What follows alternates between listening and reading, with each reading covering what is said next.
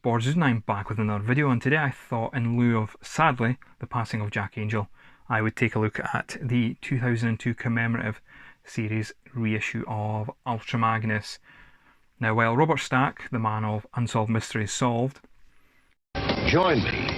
Perhaps you may be able to help solve a mystery, was indeed the first voice of Ultra Magnus, for me Jack Angel is the definitive voice, and he was indeed. The very first time I heard Ultra Magnus speak was in his voice. So it's always been that definitive voice when it came to the character. And yes, we've had a lot of other voice actors portray Ultra Magnus in various different forms. Special shout out does have to go to Michael Ironside. It's about goddamn time. In Transformers Prime. But 100%, and if you know me in the Transformers community, you know that the Generation 1 design of Ultra Magnus is my definitive and favourite character in the Transformers series, and it's just a shame that I unfortunately never got to see Jack Angel at a convention and got some stuff signed. And just to meet the person as well would have been fantastic. Let's take a look at this reissue of Ultra Magnus from Hasbro back in 2002, starting off, of course, with the box.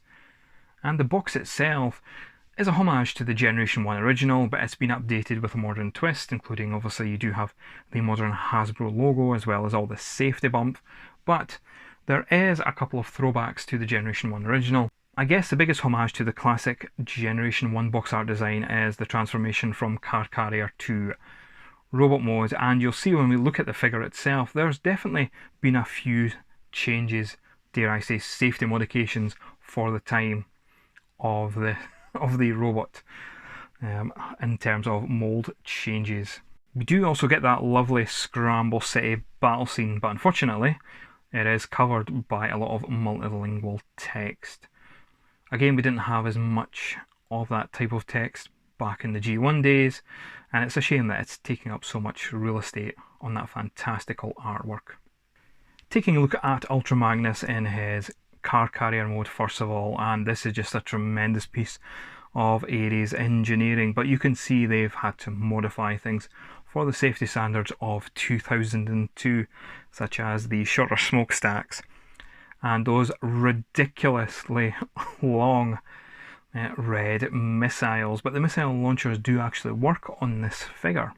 We have all the fantastic chrome accents on the cab and also on the trailer, on the wheels, and those brilliant rubber tyres.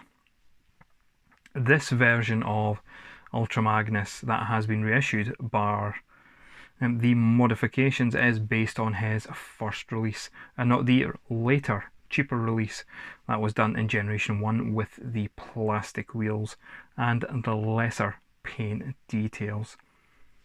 But this figure does everything you would expect in its alt mode and still has that car carrier function that can be used with not only Generation 1 vehicles but also later vehicles from other lines. It's a tremendous alt mode with a brilliant play factor to it. Transforming the white cab into robot mode is still as satisfying as it was back in the day.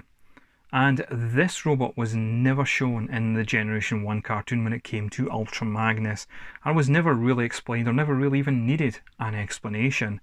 But of course, the comic writers in the late 2000s decided to do so, giving us an unsolved mystery that never really needed to be solved. a rational explanation is hardly necessary. The way I look at this cab is this is the Optimus Prime from the Return of Optimus Prime when he covered himself in the white alloy to prevent himself from being infected by the hate plague. Bad boys. But that's just my justification for it. There doesn't, like I say, really need to be a justification. It is just a wonderful transformation and a wonderful robot mode on its own. And once you've transformed Ultra Magnus, you get his complete form, the 80s Generation 1 form that we all know and love. Of course, he was given a very American red, white and blue colour scheme for his debut in Transformers the movie, making him very Americana. But it works, and works dead well.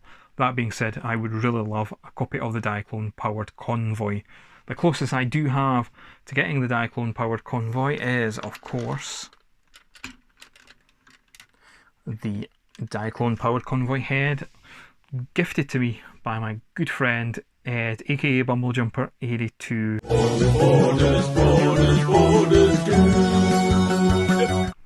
And what a fantastic gift that was. Now, I never had Ultra Magnus growing up as a kid. I always used to see just bits and pieces of the figure at my friend's house, and it was always the cheaper version with the plastic wheels, basically. This one here, and the missiles that didn't fire. But to have two versions of this character in my collection is fantastic, and I'm so glad that I was gifted the commemorative edition from my brother-in-law for my birthday last year. It's such a shame that we have lost a very good voice actor in Jack Angel, and it always seems a bit strange to dedicate a video to someone I've never really met in real life, but much like other cartoon voice actors, he was definitely a voice in my childhood, and he will be sorely missed. Thank you for watching this video, and I'll see you again soon with another.